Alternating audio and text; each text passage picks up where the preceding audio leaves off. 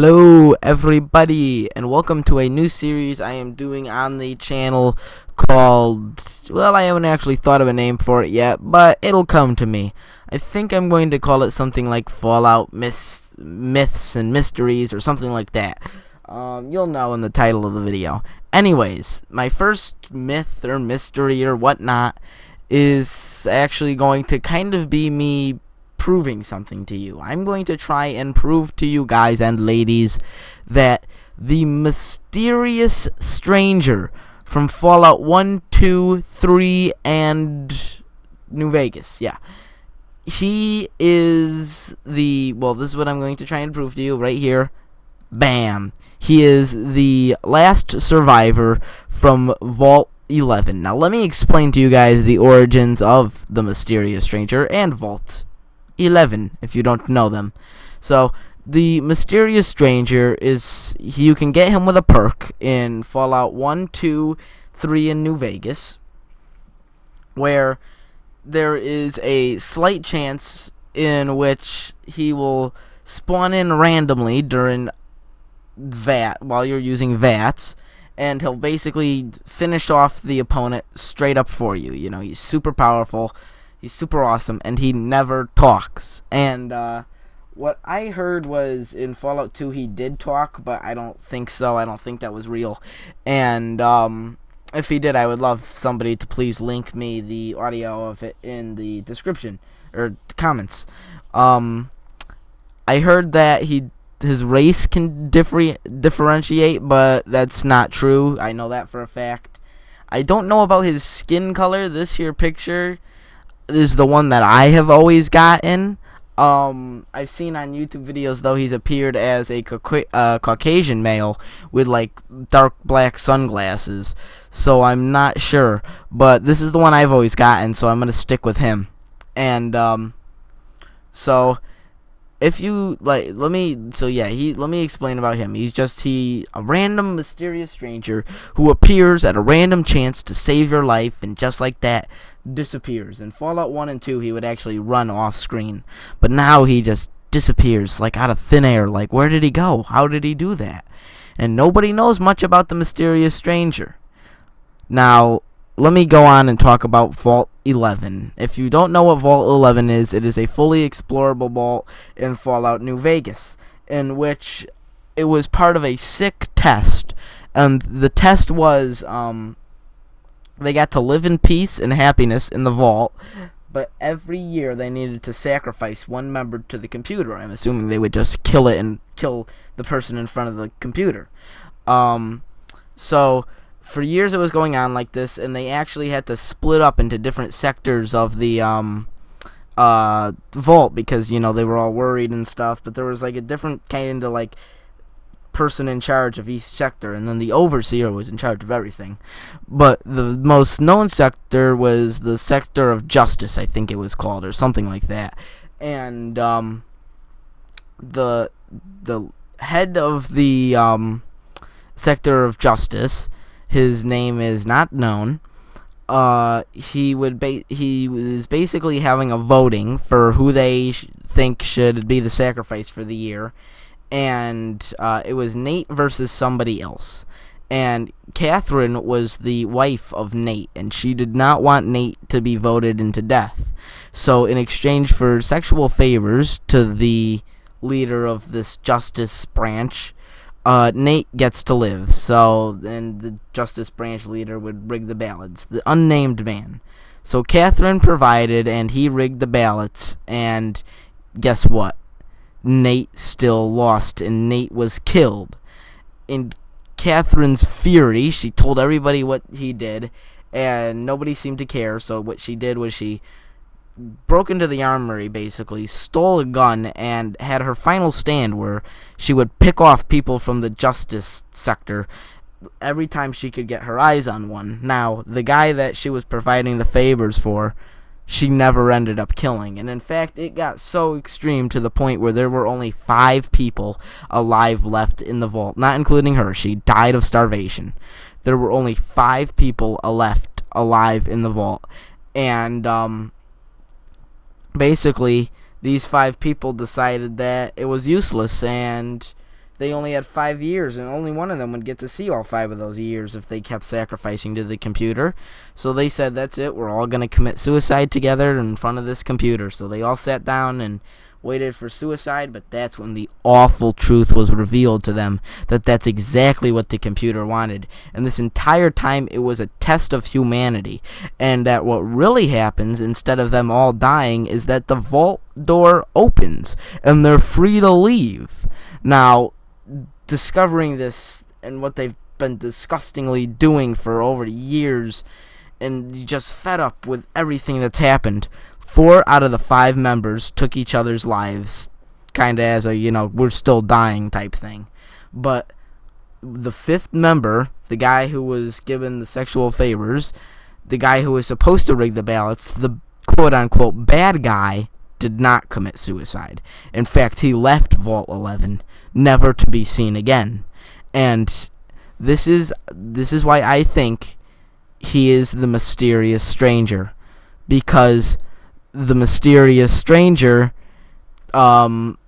is just mysterious. We don't know anything about the mysterious stranger, and we certainly don't know what the Vault 11 guy looks or sounds like. Well, we know what he sounds like, but we don't know what he looks like, and we don't know what the mysterious stranger sounds like.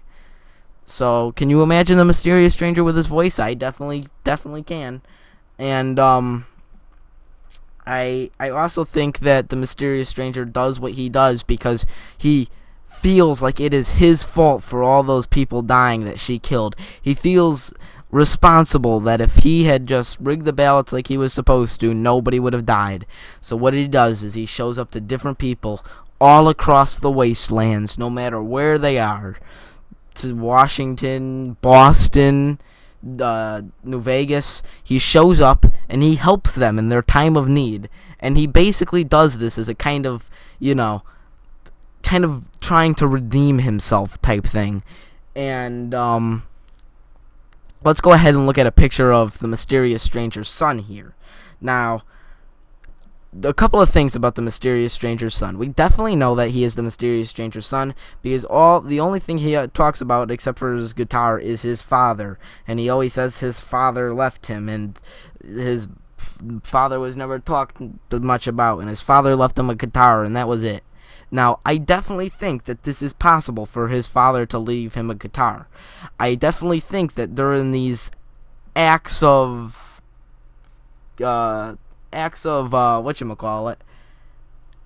corruption, yeah,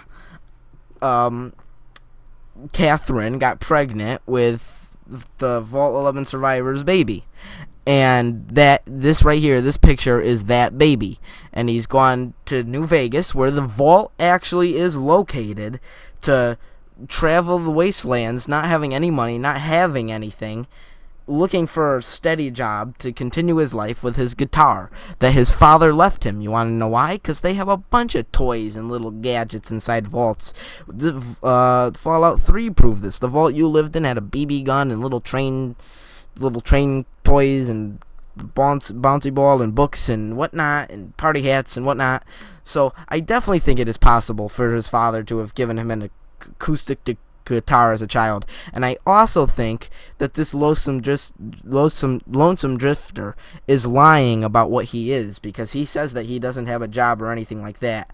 I think that he is a killer and he is willing to cheat his way through life, kind of like attributes of his father, who I think is the lone survivor from Vault 11. Because if you kill him, which you can go ahead and look in his inventory, and not only does he have the mysterious stranger's pistol, which is kind of weird, but he also has a dirty duster, which is his jacket, and a sheriff's hat. Now let's go ahead and take a look at this picture of the sheriff from Fallout 3, the Megaton sheriff, and look at his jacket there, and look at his hat there, and then kind of look at a more HD version of his jacket and a more HD version of his hat a couple years later in Fallout New Vegas. I think that he killed a sheriff, not the Megaton sheriff. I think he killed a sheriff, maybe even the original sheriff of Prim, not Deputy Beagle, but the original sheriff of Prim or something like that. in order to get his duster and his hat and some caps maybe, and basically because he was given traits that his father once had, if his father is also the Vault 11 survivor. Now, you are probably, wondering, oh, but he said that him and his ma grew up all the way across town and something. The location that he says is actually very close to Vault 11. Plus, I think that he's lying because, if you get stopped by a group of bandits and they say, hey, where are you from, or, something like that, you're not going to say, I used to live in a vault, because that's an instant I'm weak sign. We know this from Fallout 3, because when you escaped and you got to Megatown, everybody was like, oh, you're from the vault? Oh my god, you're from a vault? You're from a vault? How did you live all these years? And you're like, oh no, I just escaped. And everybody's instantly like, oh my god, you're never going to make it out there, except for Moira. But, so yeah, it's like, people from the vault aren't very thought highly of. So maybe he made up that backstory of, him and his ma living on the wastelands, type deal, when he really did grow up in a vault. And he doesn't want his identity known for the other reason of the fact that he killed the sheriff of Prime, or whatever it is. Alright, now, let's take a look at this. The official Fallout Wiki, this is an amazing site, by the way. Go ahead and it's giving us, a little thing on the Vault 11 survivor. Now, this is very interesting to me. If we look at what it says right under that little pair of scissors right there, you kind of see it. Vault 11 survivor is a cut non-player character still present in the game's files of Fallout New Vegas. Now, go down here to appearances, and I'll read it to you guys.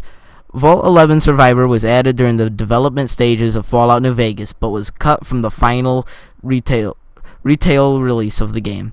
His existence is still audioed through his first audio log in, oh my god, I can't read this, in Vault 11, revealed that only 4 or 5 remaining residents were killed by a gun. The 5th one's status is unknown. So basically, this is what I was telling you guys about. And if you take a look at him right here, take a look at him. Go ahead, we're going to get a bigger picture right here. We're going to go ahead and take a look at him. Alright? Take a look at him. Now back at him. Him.